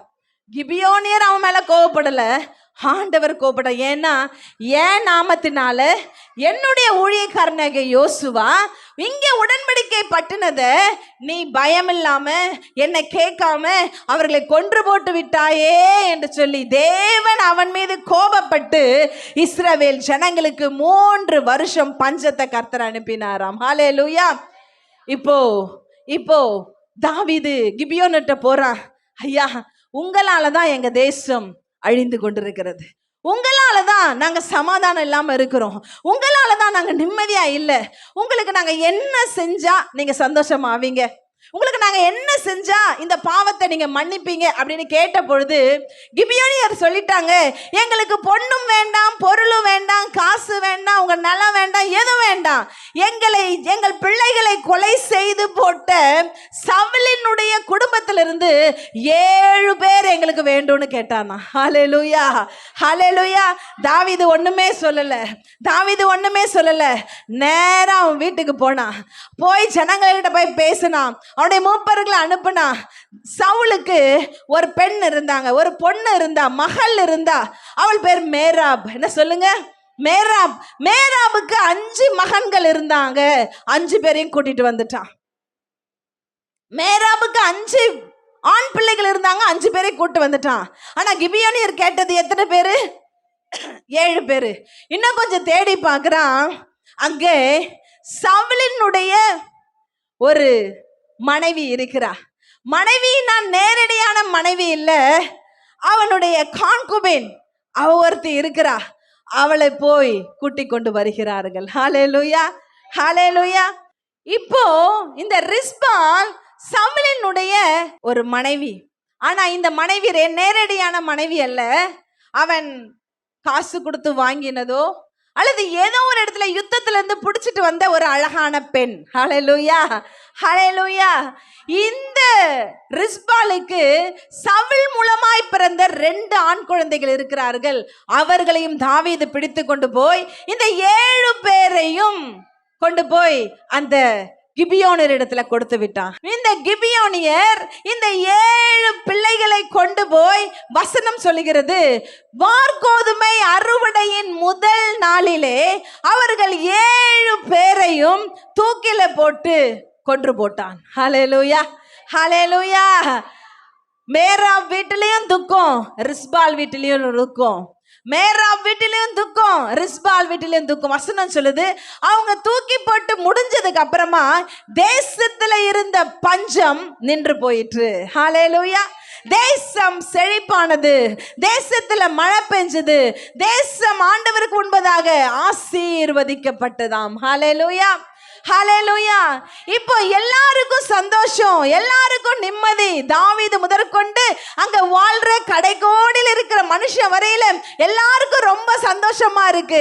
தேசத்துல மழை பெய்யுது, தேசம் நல்லா செழிப்பா இருக்கு, பயிரெல்லாம் வேகமா வளருது, எல்லாத்துக்கும் சந்தோஷம். ஆனால் மேராப் என்ன பண்ணான்னு எனக்கு தெரியல. ஆனால் ரிஸ்பாலை குறித்து வசனம் சொல்லுது, ரிஸ்பாலை குறித்து வசனம் சொல்லுது. ரிஸ்பால் அவங்க தூக்கி போட்ட, அவங்கள தூக்கில போடப்பட்ட அந்த இடத்துக்கு அவள் கடந்து போய் கிட்டத்தட்ட 3 மாத காலம் அந்த சரீரங்களை வானத்து பறவைகளோ பூமியில் இருக்கிற மிருகங்களோ கடிச்சு கொண்டு போகாதபடிக்கு அல்லது யாரும் வந்து எடுத்துட்டு போகாதபடிக்கு அங்கேயே உட்கார்ந்திருந்தாலாம். ஹல்லேலூயா, ஹல்லேலூயா. மழையில, பனியில, வெயிலில் எத்தனை நைட்லாம் எத்தனை மிருகங்கள் வரும், எவ்வளோ அட்லீஸ்ட் ஃபாக்ஸாவது வரும்ல, நரியாவது வரும், ஓநாய்கள் வரும், பகலில பெரிய பெரிய கழுகுகள், வல்ச்சர்ஸ் எல்லாம் வரும். எல்லாத்துல இருந்து தன்னுடைய பிள்ளைகளுடைய அந்த காக்கஸ், அந்த உடம்ப, அழுகி போன உடம்ப பார்த்து கொண்டு அவைகளை எதுவும் தொடாதபடிக்கு 3 மாதம் காப்பாற்றி கொண்டே இருந்தாலாம். ஹல்லேலூயா. ஒரு தாயினுடைய அன்புக்கு முன்னாடி எதுவுமே நிக்க முடியாதுன்னு சொல்லுவாங்க. அப்படிதானே, அப்படிதானே? தாயினுடைய அன்பு அவ்வளோ பெரிய ஒரு அன்பு, தாயினுடைய அன்புக்கு இணையே இல்லை. ஆனா வசனம் சொல்லுது, தாய் தன் பாலகனை மறப்பாளோ அப்படின்னு கேட்டா வசனம் ஏன் அப்படி சொல்லுதுன்னா, மறப்பாங்க. இன்னைக்கு நீங்க டிவியில எத்தனை அம்மாங்களை பார்த்துருக்கீங்க? பெற்ற குழந்தைகளை குப்பை தொட்டில தூக்கி போட்டு போற குழந்தை அம்மாங்க, ரயில்வே ஸ்டேஷன்ல விட்டுட்டு போற அம்மாங்க, பணத்துக்காக பெண் குழந்தைகளை விற்கிற அம்மாங்க, தவறு செய்வதற்கு அம்மாங்களே பெண் பிள்ளைகளை கொண்டு போய் விடுற கதைகள், அல்லது பிள்ளைகளை கொன்று போடுகிற, தன்னுடைய தப்பான உறவுக்காக பெற்ற குழந்தைகளை கொன்று போடுகிற காரியங்கள். உங்க ஊர் பக்கத்துல நடந்த ஒரு சம்பவம், அபிராமி கேஸ், உங்க எல்லாருக்குமே தெரியும் தானே? குன்றத்தூர் தானே சிஸ்டர்? அது இப்போதான் ரீசெண்டா அதுக்கு தீர்ப்பு வந்துச்சு. இந்தியாவில் எல்லாரும் சந்தோஷப்பட்ட ஒரு நாள், என் கூட என்னையும் சேர்த்து. ஆனால் அந்த விஷயம் நடக்கும்போது ரொம்ப துக்கப்பட்டேன். தன்னுடைய தவறான ஒரு உறவுக்காக 2 குழந்தைகளுக்கு விஷயம் கொடுத்து ஒரு தாயால முடியுமா? அதுவும் யங் மதர், சின்ன சின்ன குழந்தைங்க. ஆனா பிசாசு அவங்களுக்குள்ள வந்துட்டா என்ன வேணாலும் செய்யலாம். ஹல்லேலூயா, ஹல்லேலூயா. அப்படிப்பட்ட தாய்மார்கள் இருப்பாங்க, இருந்தாங்க, இருக்கிறாங்கன்றதுக்காக தான் வசனம் சொல்லுது, தாய் தன் பாலகனை மறப்பாளோ, அவள் மறந்தாலும் நான் உன்னை மறக்க மாட்டேன். ஹல்லேலூயா. ஆனால் இந்த ரிஸ்பால் ஒரு வித்தியாசமான தாய், ஒரு வித்தியாசமான தாய். தன்னுடைய மகன்களுக்காக 3 மாத காலங்கள் வெயிலிலும் பனியிலும் குளிரிலும் அந்த பாறையின் மீது வசனம் சொல்லுது, ஒரு சாக்க போட்டு, ஒரு சாக்லாத்தை போட்டு அங்கேயே உட்கார்ந்திருந்தாலாம். ஹல்லேலூயா, ஹல்லேலூயா. அவ ஒரு கான்குபினா இருந்ததுனால, அவ ஒரு 2ஆம் பட்ச மனைவியாய் அவ இருந்ததால அவளுக்கு பெரிய அதிகாரம் இல்லை, பெரிய மரியாதை இல்லை. அவளுடைய வார்த்தைக்கு யாரும் அங்கீகாரம் கொடுக்க மாட்டாங்க. அவள் ராஜாவின் முன்னாடி போய் பேச முடியாது. அவளுக்கு எந்த ஒரு பவருமே கிடையாது, எந்த ஒரு பெரிய ஆசீர்வாதமும் கிடையாது. ஏனென்றால் அவளுக்கு கணவனாய் வாழ்ந்த அந்த சவுலும் மரிச்சு போயிட்டான். இப்ப ரிஸ்பால் தனித்து விடப்பட்டா. அவன் நியாயத்தை கொண்டு போய் யாருக்கிட்டையும் சொல்ல முடியாது. ஹல்லேலூயா. தேவஜனமே, இன்னைக்கு அப்படிப்பட்ட சிச்சுவேஷன்ல யாரும் இருக்கிறீங்களா? என் பிரச்சனையை கொண்டு போய் என்னால யாருக்கிட்டையுமே ஷேர் பண்ண முடியாது, என் வேதனையை யாருக்கிட்டுமே சொல்ல முடியாது, எனக்காக யாரும் ஹெல்ப் பண்ண வர மாட்டாங்க, எனக்கு உதவி செய்ய யாரும் வர மாட்டாங்க. ஹல்லேலூயா. நீங்க பாத்தீங்கன்னா கொஞ்சம் பணக்காரங்க போய் பேங்க்ல லோன் கேட்டா அவங்க கேட்கலன்னா கூட, கேள்விப்பட்டிருக்கீங்களா? நீங்க ரொம்ப தேவையோட ஒரு 50,000 போதும் என்னுடைய பிஸ்னஸ்க்கு, என் பிள்ளையுடைய படிப்புக்குன்னு நீங்கள் போய் நீங்கள் அவங்க கேட்ட டாக்குமெண்ட்ஸு, கேட்காதது என்னெல்லாம் உங்கள் வீட்டில் உங்களால் ப்ரொடியூஸ் பண்ண முடியுமோ எல்லாத்தையும் கொண்டு போய் சப்மிட் பண்ணியிருப்பீங்க. வாய்ப்பே இல்லைன்றவாங்க. 50 கோடி கூப்பிட்டு கொடுப்பாங்க. 50,000க்கு நீங்கள் ஒரு வாரமா ஒரு மாசமா அலைவீங்க, கிடைக்காது. ஹல்லேலூயா. எல்லா இடத்திலும் ஏழைகள், எளியவர்கள், திக்கற்றவர்கள், கைவிடப்பட்டவர்கள், அவர்களுடைய நியாயங்கள் நசுக்கப்பட்டு கொண்டே தான் இருக்கிறது. ஹல்லேலூயா.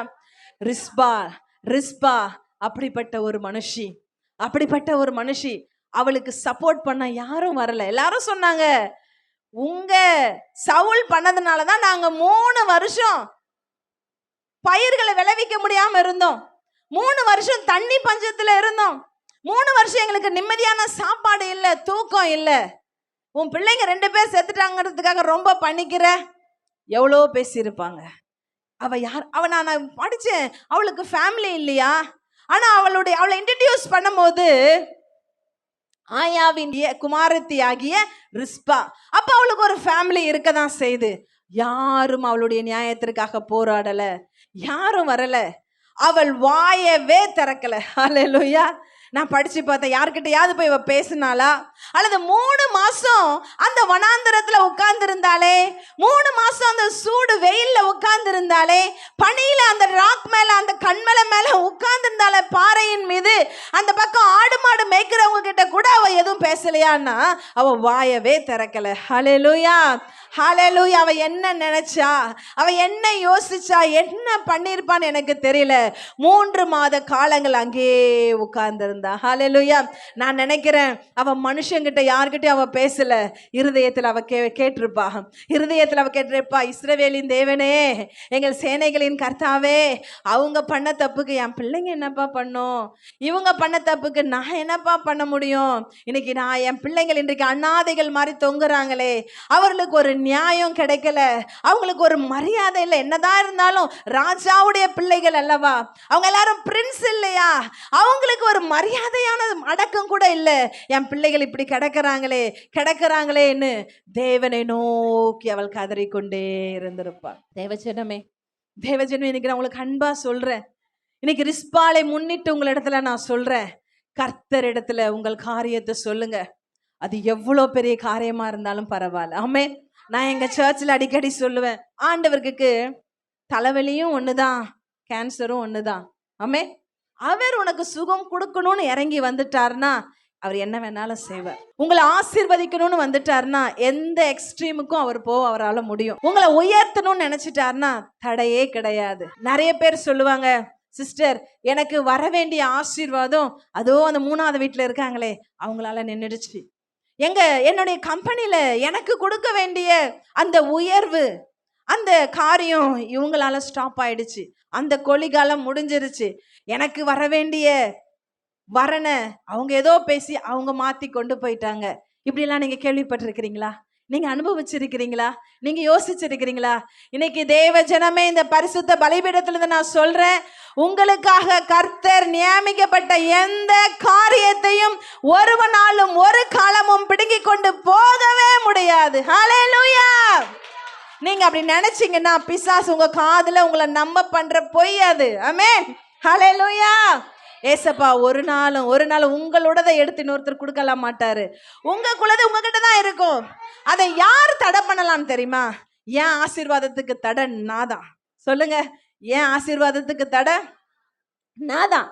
என் உறவும் என் ஆண்டவரோட சரியா இருந்தா எனக்கு என்னெல்லாம் வரணுமோ அதை கொடுப்பார். நான் சொல்லுவேன், ஏசப்பா நீங்க ஜெபம் பண்ணும்போது, ஜெபம் பண்ண உடனே உங்க ஜெபத்துக்கு ஆண்டவர் உதவி செஞ்சுட்டாருன்னா ரொம்ப நல்லது, ரொம்ப சந்தோஷம். ஹல்லேலூயா. ஆனா நீங்க ஒரு ஜெபத்தை ரொம்ப நாள் பண்ணி ஆண்டவர் அதை ஏதோ உங்களுக்கு கொடுக்காம அதை மாத்திட்டாரு அல்லது அதை தவிர்க்க விட்டு வேற ஒன்ன கொடுத்துட்டாருன்னா நீங்க மறைமுகமா ஆண்டவருக்கு சொல்லுங்க, கோடி கோடி நன்றி ஆண்டவரே. அதனால என்ன பிரச்சனை வரும்னு உங்களுக்கு தெரியாது. இன்னும் 10 வருஷம் கழிச்சு நீங்க என்ன அனுபவிக்க போறீங்கன்னு உங்களுக்கு தெரியாது. ஆனா ஆண்டவருக்கு தெரியும். ஆண்டவர் நோ சொல்லிட்டா நீங்க டபுள் நோ சொல்லுங்க. ஆண்டவர் எஸ் சொல்லுனா ஓகே சொல்லுங்க. ஹல்லேலூயா. அதனாலதான் நான் சொல்லுவேன், நம்ம வாழ்க்கை அப்பா சித்தத்துக்கு ஒப்பு கொடுத்து வாழுங்க. அப்பா சித்தத்துக்கு ஒப்பு கொடுத்து வாழுங்க. அவர் கண்ணீரை காண்கிற தேவன். அவர் கதறலை கேட்கிற தேவன், நொறுங்குண்ட இருதயங்களை தள்ளாத தேவன், சிறுமைப்பட்டவன் மேல சிந்தையுள்ள தேவன். ஹல்லேலூயா. மனுஷன் நமக்கு ஹெல்ப் பண்ணல, ரொம்ப சந்தோஷம். யாரும் ஹெல்ப் பண்ண வேண்டாம். ஆண்டவர் உங்களுக்கு ஹெல்ப் வானத்திலிருந்து பரலோகத்திலிருந்து அவருடைய தூதர்களை ஆண்டவர் அனுப்புவார். வனாந்தரத்துல ஆகார் அழுதுட்டு கிடந்தாலே யாரு வந்தாங்க அந்த வனாந்தரத்துல? வசனம் சொல்றது, பெயர்சபாவின் வனாந்தரத்துல ஒரு கர்ப்பிணி பொண்ணு அலைந்து திரிந்தாளாம். ஹல்லேலூயா.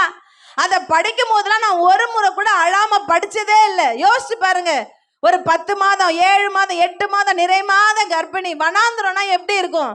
எங்க பார்த்தாலும் மணல் மட்டும்தான் தெரியும், ஒரு சொட்டு தண்ணி இருக்காது, ஒரு புல்லு பூச்சி கூட இருக்காது, அங்க ஒரு மரம் கூட இருக்காது, நிழல் இருக்காது, சுட்டரிக்கிற வெயில். நமக்கு இருக்கிறதெல்லாம் ரொம்ப கம்மியான வெயில். ஆனா மிடில் ஈஸ்ட்ல, அரபு கண்ட்ரீஸ்ல வெயிலுக்கு பஞ்சமே கிடையாது. 40 டிகிரிலாம் ஈஸியா டெய்லி அவங்க அனுபவிக்கிற வெயில். அப்போ நகரத்திலே 40 டிகிரின்னா பாலைவனத்துல எவ்வளவு இருக்கும்? அவளுக்கு செருப்பு இருந்துச்சா? நல்ல ட்ரெஸ் இருந்துச்சா? ஒண்ணுமே புரியல. அவள் அலைந்து திரிந்தா. அவன் நினைச்சுக்கிட்டா, இன்னும் கொஞ்ச நேரத்துல இந்த வெயில்ல நான் சுருண்டு கீழே விழ போறேன், இன்னும் கொஞ்ச நேரத்துல கல்லறி தூரத்துல என் புள்ள கிடக்குறான், அவன் சாக போறான். 2வது வாட்டி. முதல் வாட்டி அவ அப்படிதான் நினைச்ச, யாரும் எங்களை கண்டுக்க மாட்டாங்க, யாரும் எங்களுக்கு இல்ல, என் பிள்ளை தண்ணி தாகத்துல சாக போகுது. ஆனா வசனம் சொல்லுது, கர்த்தர் அவருடைய கண்களை திறந்தார். முதல் மூட ஓடி வரும்போது சொல்லுது, கர்த்தருடைய தூதன் அவளுக்கு எதிர்பட்டு, ஆகாரே எங்கே இருந்து வருகிறாய், எங்கே போற? ஹல்லேலூயா அப்படின்னு கேட்டாராம். ஆகாருன்னு பேர் தெரிஞ்சவருக்கு எங்கிருந்து வரான்னு தெரியாதா, எங்க போறான்னு தெரியாதா? தெரியும், தெரியும். ஆண்டவர் சொன்னாரு, நீ பயப்படாத, நான் உன்னையும் பெரிய ஜாதி ஆக்குவேன், உனக்கு பிறக்கிற பிள்ளைய நான் ஆசீர்வதிப்பேன். ஹல்லேலூயா, ஹல்லேலூயா. நீ வனாந்தரத்துல தனிமையா இருந்தாலும், வீட்டுக்குள்ள தனிமையா இருந்தாலும், ஊரை விட்டு ஓடி யாருமே பார்க்காத ஒரு இடத்துல நீ ஒளிஞ்சுக்கிட்டாலும், கர்த்தருடைய கண்கள் எப்பொழுதும் உங்க மீது நோக்கமா இருக்குது. ஹல்லேலூயா. வேத வசனம் சொல்லுது, அவர் உங்களை அவருடைய உள்ளங்கையில வரைஞ்சு வச்சிருக்காரு. காலில் ஒரு புண்ணு இருந்தா கூட அப்பப்போ மறந்துடுவோம், கையில ஒரு புண்ணு இருந்தா எப்படி இருக்கும்? அல்லது கையில ஒரு டேட்டு போட்டீங்களா, மருதாணி வச்சுக்கிட்டீங்க, அழகா மெஹந்தி வச்சுக்கிட்டீங்க, ஒரு நாளைக்கு 1000 வாட்டியாவது அந்த கையை பார்க்க மாட்டீங்களா? ஓ, எனக்கு எவ்வளோ திக்கா இருக்கு பாருங்க, என் டிசைனா பாருங்க, எவ்வளோ பியூட்டிஃபுல்லா இருக்கு பாருங்க. அதை எத்தனை போட்டோ எடுத்து ஸ்டேட்டஸ் நம்ம வைப்போம், அப்படிதானே?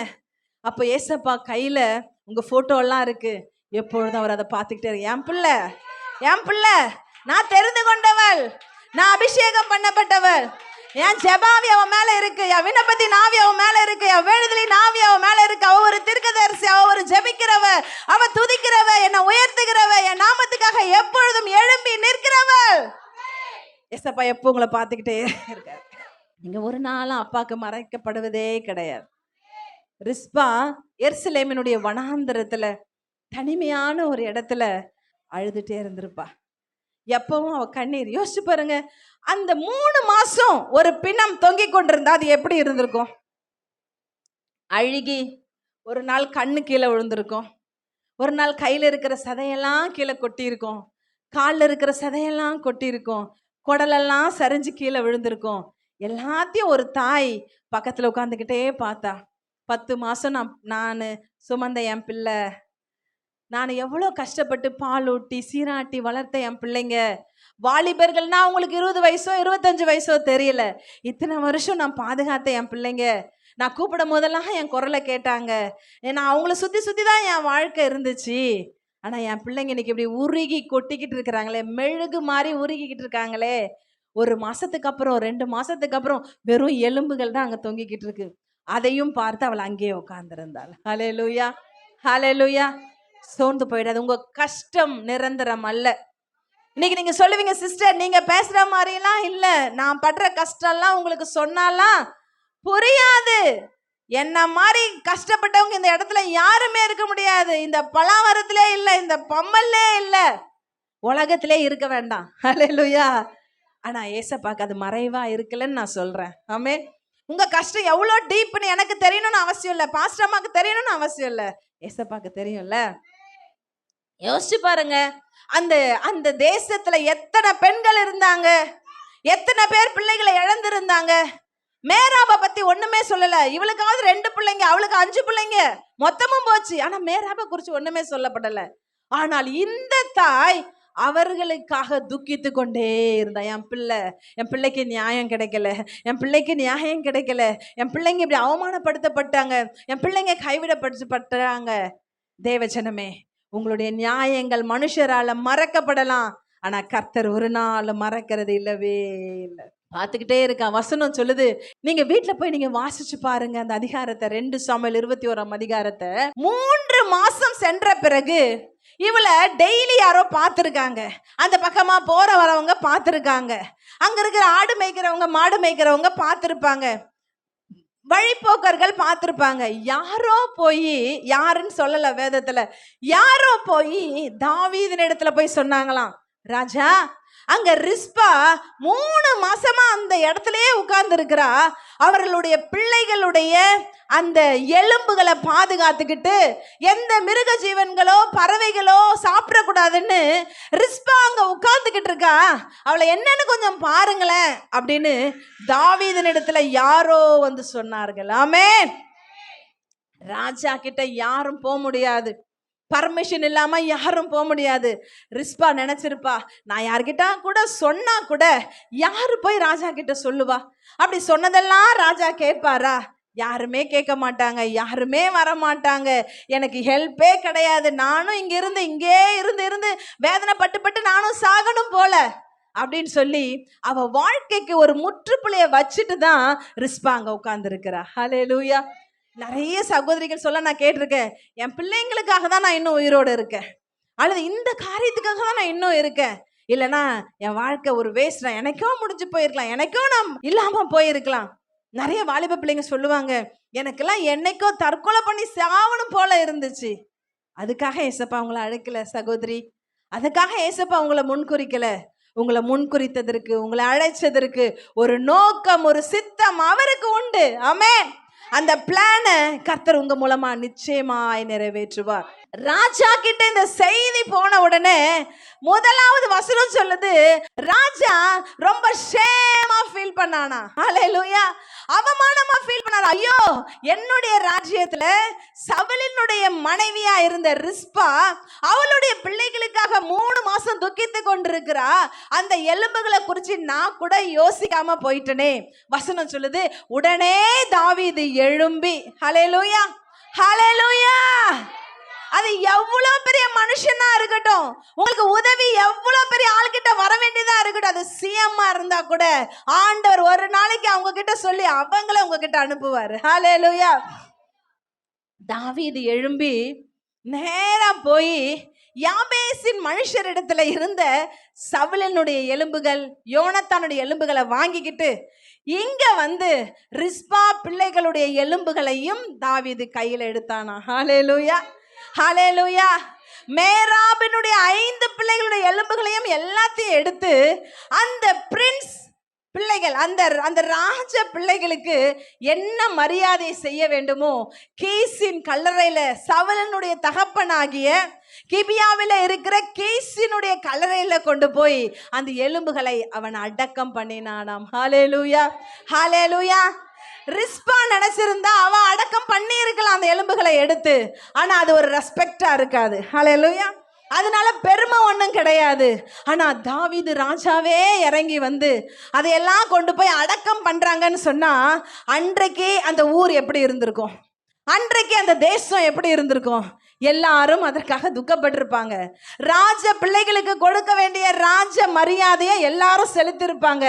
தன் பிள்ளைகளை இத்தனை நாள் அவமானப்படுத்தப்பட்ட அவமானங்கள் மாறி ராஜ மரியாதையோடு அவைகள் புதைக்கப்பட்டது. ஹல்லேலூயா ஹல்லேலூயா.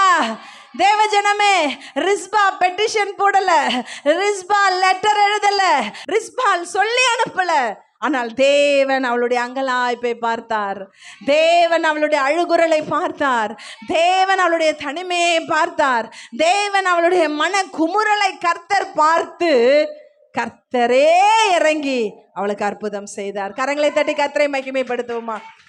இன்னைக்கு எல்லாரும் அநேக ஜெப குறிப்புகளோட இங்க வந்திருப்பீங்க, அநேக காரியத்தோடு நீங்க வந்திருப்பீங்க.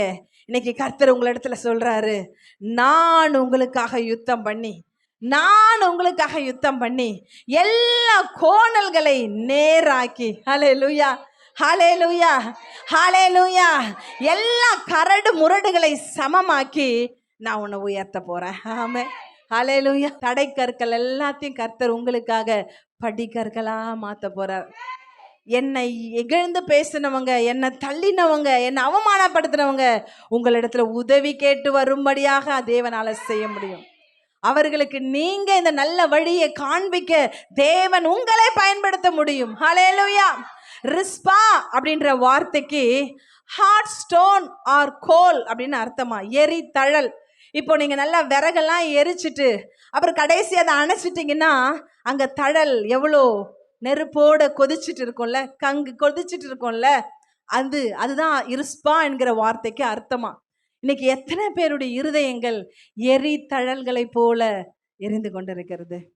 எல்லா பிரச்சனை ஓஞ்சிருச்சு, கஷ்டம் ஓஞ்சிருச்சு, இருந்தாலும் அந்த காயம் இருதயத்துல எரிஞ்சுக்கிட்டே இருக்கு, அந்த வேதனை எரிஞ்சுக்கிட்டே இருக்கு, அந்த கஷ்டம் எரிஞ்சுட்டே இருக்கு, அந்த பேச்சு, அவங்க சொன்ன அந்த வார்த்தை எரிஞ்சுக்கிட்டே இருக்கு.